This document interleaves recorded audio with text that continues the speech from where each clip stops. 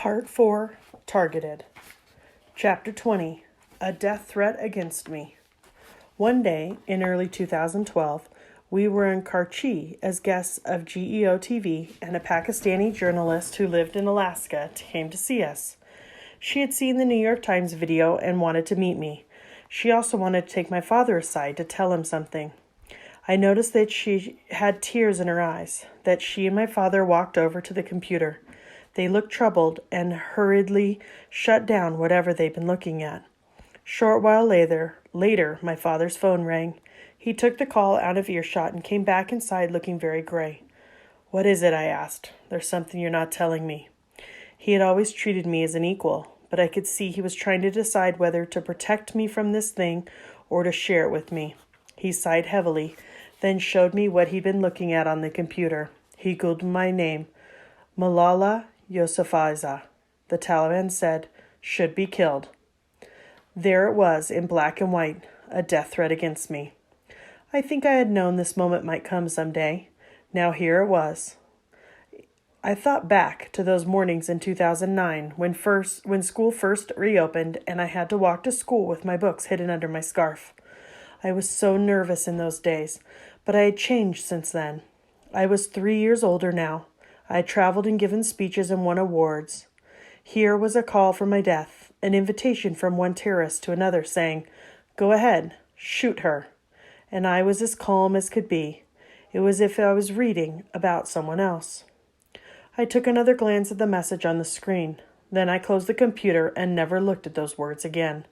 The worst had happened. I had been targeted by the Taliban. Now I would get back to doing what I was meant to do. I might have been calm, but my dear father was near tears. "Are you all right, honey?" he said. "Abba," I said, trying to assure him. "Everybody knows they will die someday. No one can stop death. It doesn't matter if it comes from a Talib or from cancer." He wasn't convinced. "Maybe we should stop our campaigning for a while," he said. "Maybe we should go into hibernation for a time." My proud, fearless Pashtun father was shaken in a way I'd never seen, and I knew why. It was one thing for him to be a target of the Taliban.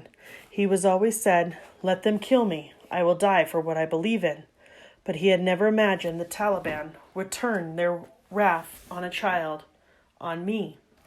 I looked at my father's wretched face, and I knew that he would honor my wishes no matter what I decided. But there was no decision to make. This was my calling. Some powerful force had come to dwell inside me, something bigger and stronger than me, and it had made me fearless. Now it was up to me to give my father a dose of the courage he had always given me. "Abba," I said, "you were the one who said if we believe in something greater than our lives, then our voices will only multiply, even if we are dead. We can't stop now." He understood, but he said we should be careful about what we say and to whom we say it.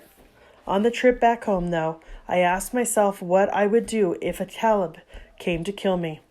Well, I would just take my shoe and hit him. But then I thought, if you hit a Talib with your shoe, there is no difference between him and you. You must not treat others with cruelty. You must fight them with peace and dialogue.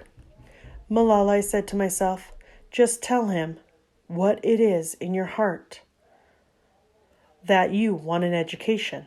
For yourself. For all girls. For his sister. His daughter. For him." That's what I would do. Then I would say, "Now you can do what you want."